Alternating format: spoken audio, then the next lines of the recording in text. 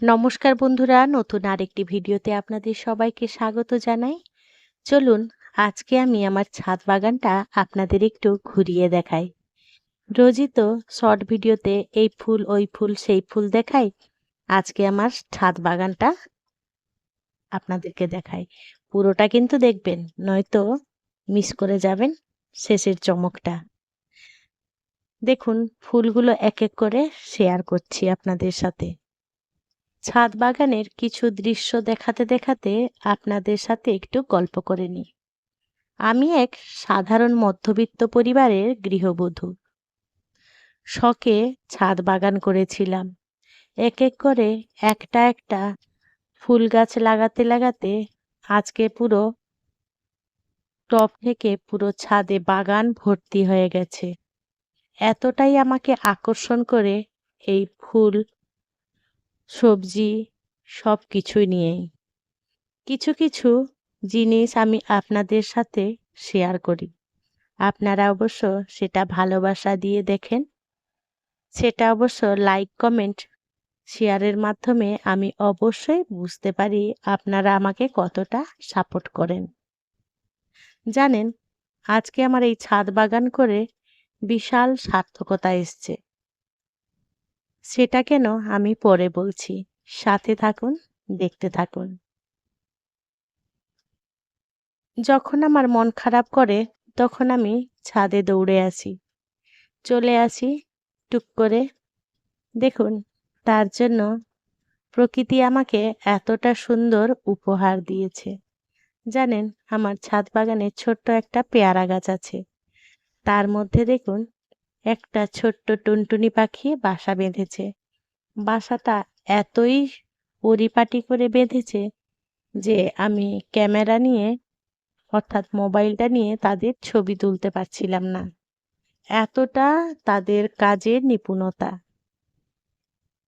এই পাখির বাসা থেকেই আমার জীবনে অনেকটাই সার্থকতা এসছে।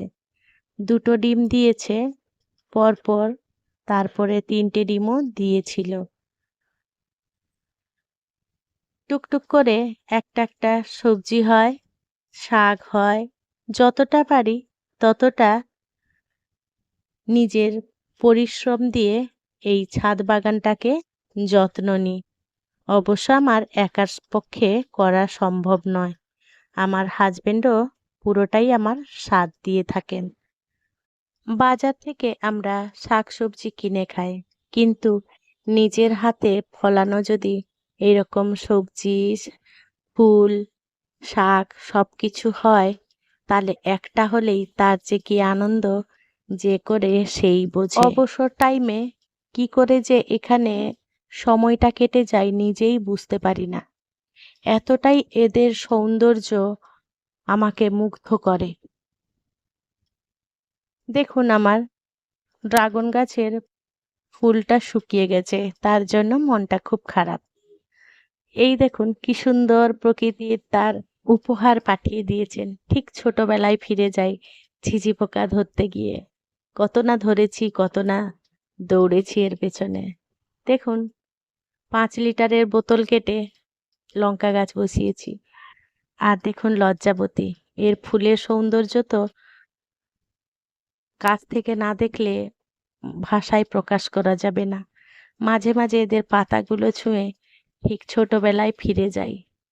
এইসব স্মৃতিগুলো নিয়েই দিনকাল কেটে যায়। আপনারা যারা অবসর দিন যাপন করছেন, তারা এরকম গাছপালা লাগিয়ে এদের সাথে যদি সময় কাটান, তাহলে সময়টা যে কি করে কেটে যায় সেটা কিন্তু একেবারেই বুঝতে পারবেন না। একদম একাকিত্ব বোধ হয় না।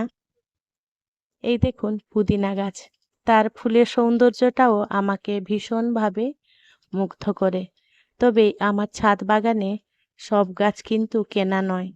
এদিক থেকে ওদিক থেকে হাঁটতে গেলে বা বেড়াতে গেলে গাছ কালেকশন করা একটা নেশা হয়ে দাঁড়িয়ে গেছে।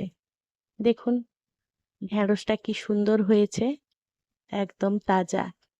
একটা দুটো হলেও তাতেও আমি খুশি। এই খুশির মুহূর্ত কিন্তু কারোর সাথে শেয়ার করা যায় না। একদম নিজস্বতা, নিজের অনুভূতি, নিজের চিন্তাধারা। তাই বন্ধুরা, যারা একাকিত্ব জীবনযাপন করেন তারা কিন্তু এই প্রকৃতির সাথে প্রেম করে তাদের বাকি জীবনটা কাটিয়ে দিতে পারেন। দেখুন, এক হাতে ক্যামেরা ধরেছি তো, তাই ঢেঁড়সটা কাটতেই পারছিলাম না, পড়ে গেল ধপ করে। দেখুন, আজকে কিছু সবজি নিয়ে নিয়েছি, অনেকগুলোই ঢেঁড়স হয়েছিল। বাড়ির প্রত্যেকটা মেম্বারের জন্য এক পিস করে তো হয়েই যাবে, তাতেই আমরা খুশি। জানেন, এই বাগানে কত রকম পোকামাকড় আছে, কত রকম পাখি আসে, কত রকম প্রজাপতি আসে। দেখুন, ঘুঘুও চলে এসেছে। আর দেখালাম তো ওই আমার ছোট্ট পাখির বাসাটা। সত্যি পাখির বাসাটা দিতে আমি ভীষণই আপ্লুত। সেটা আমি ভাষায় প্রকাশ করতে পারবো না।